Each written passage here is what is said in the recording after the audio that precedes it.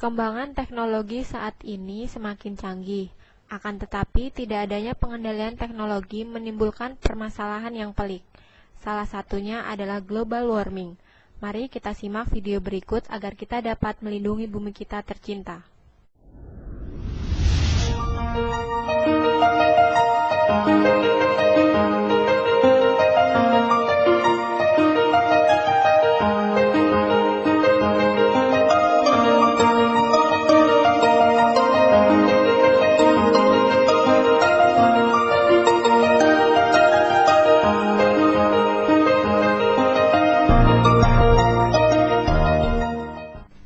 Wow, panas banget sih hari ini. Basah bajuku. Kamu ngerasa panas nggak sih? Juga ngerasa panas banget nih. Ini tak pinjemin. Iya deh. Mbak, kamu lagi gambar apa sih itu? Oh, ini lagi gambar desain rumah kaca buat tugas kuliah, Mbak. Rumah kaca? Apa itu?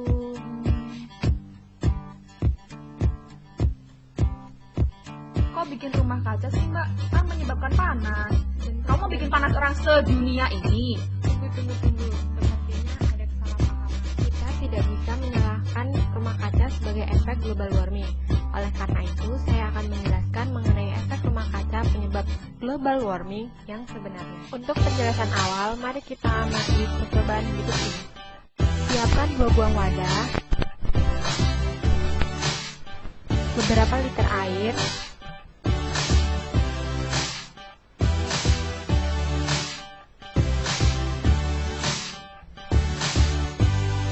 selanjutnya gelas kaca 1 dibiarkan tutupnya terbuka dan diisi air 1/4 volume gelas kaca 1.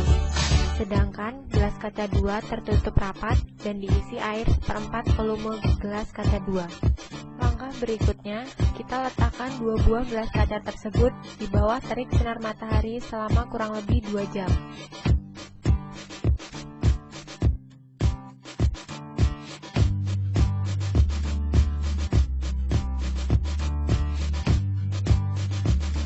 Udah 2 jam nih. Kita lihat hasilnya.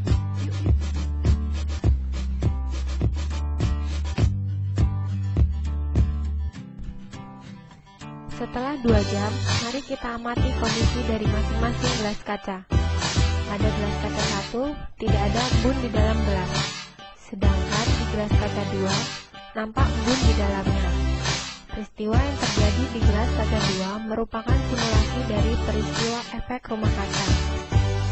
Saat sinar matahari masuk ke dalam gelas kaca 2 yang tertutup rapat, maka air akan menyerap panas matahari yang masuk ke dalam gelas. Sebagian panas yang masuk dalam gelas masih dapat keluar, namun sebagian panas yang lain masih terperangkap di dalam gelas kaca 2 dan menyebabkan air menjadi panas dan akhirnya menguap dan menghasilkan embun-embun di dalam gelas.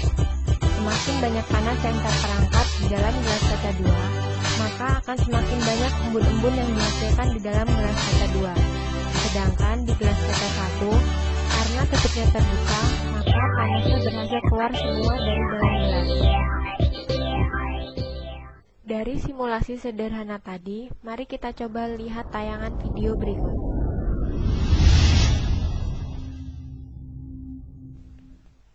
Proses efek rumah kaca.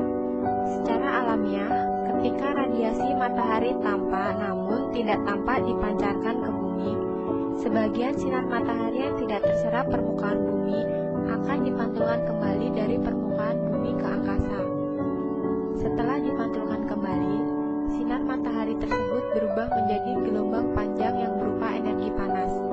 Namun, sebagian dari energi panas tersebut tidak dapat menembus kembali atau lolos keluar ke angkasa, karena lapisan gas-gas atmosfer sudah terganggu komposisinya.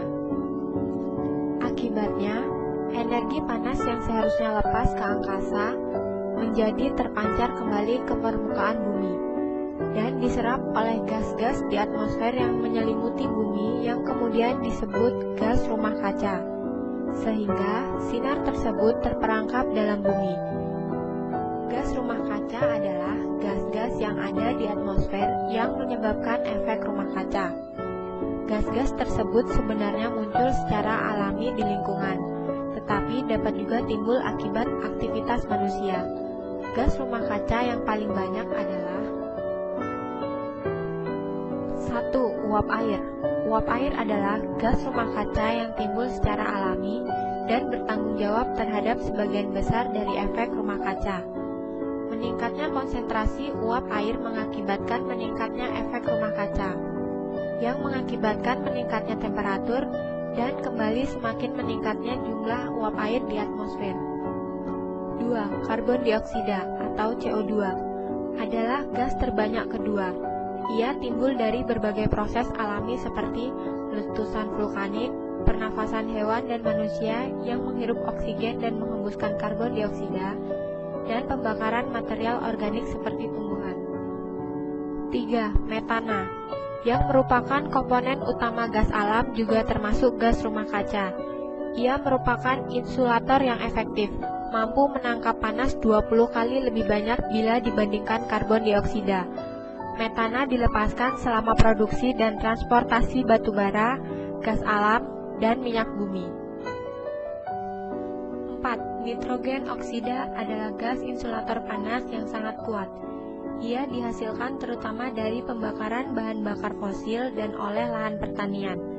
Nitrogen oksida dapat menangkap panas 300 kali lebih besar dari karbon dioksida. 5. Gas klorofluorokarbon atau CFC masih banyak digunakan di beberapa negara berkembang sebagai media pendingin. CFC mampu menahan panas atmosfer dan dalam pemanasan global mampu mengurangi lapisan ozon, lapisan yang melindungi bumi dari radiasi ultraviolet. 6. Nitrogen trifluorida juga berasal dari tanaman purba dan teknologi layar flat panel. Gas ini dikategorikan sebagai salah satu gas yang lebih berbahaya karena ratusan kali lebih kuat menyimpan panas daripada karbon dioksida. Sedangkan metan hanya 20 kali lebih berbahaya dari karbon dioksida per basis molekul. Menurut perhitungan simulasi, efek rumah kaca telah meningkatkan suhu rata-rata bumi 1-5 derajat Celcius.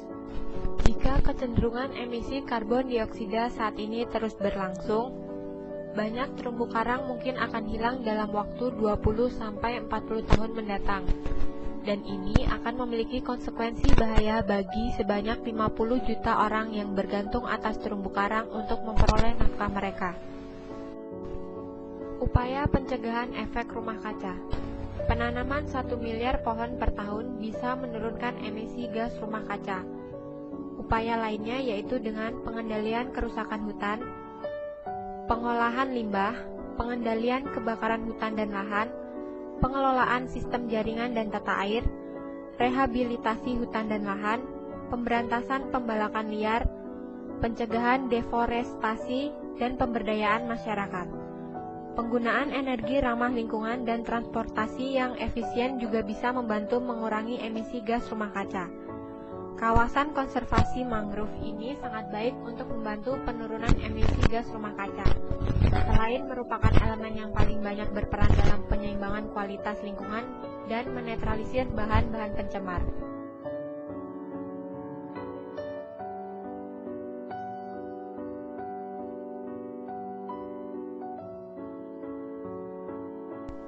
Oke, jadi sudah jelas semua akhirnya. Mengapa kita jangan gunakan rumah kaca sebagai penyebab pemanasan global ini? Hal ini dikarenakan efek rumah kaca hanya merupakan sebuah istilah untuk pemanasan global yang terjadi pada bumi di mana seperti yang terjadi di rumah kaca ketika radiasi sinar matahari menembus kaca, lalu masuk ke dalam rumah kaca. Pantulannya dari benda dan permukaan di dalam rumah kaca adalah berupa sinar inframerah dan tertahan atap kaca yang mengakibatkan udara di dalam rumah kaca menjadi hangat walaupun udara di luar dingin. Sedangkan pemanasan global yang terjadi di bumi, gas-gas yang ada di atmosferlah yang dianggap seperti kaca, di mana memantulkan kembali sinar matahari dan akhirnya terperangkap dalam atmosfer bumi, sehingga jika hal ini berlangsung terus-menerus, maka suhu di bumi akan terus meningkat. Nah, sekarang kita dapat memahami bahwa pemanasan global yang terjadi disebabkan oleh efek rumah kaca. Jadi, ada 3 faktor utama tingginya emisi gas rumah kaca. yaitu kerusakan hutan dan lahan, penggunaan energi yang tidak ramah lingkungan, dan pembuangan limbah. Oleh karena itu, agar pemanasan global ini berkurang, kita dapat melakukan penanaman 1000 pohon, mengurangi pemakaian aerosol, mengurangi penggunaan bahan-bahan plastik, dan intinya kita seharusnya menggunakan bahan-bahan yang ramah lingkungan. Mari kita jaga lingkungan alam sekitar kita dengan hal-hal yang sederhana, dilakukan mulai hari ini, mulai dari diri sendiri. Semoga video ini bermanfaat. Terima kasih.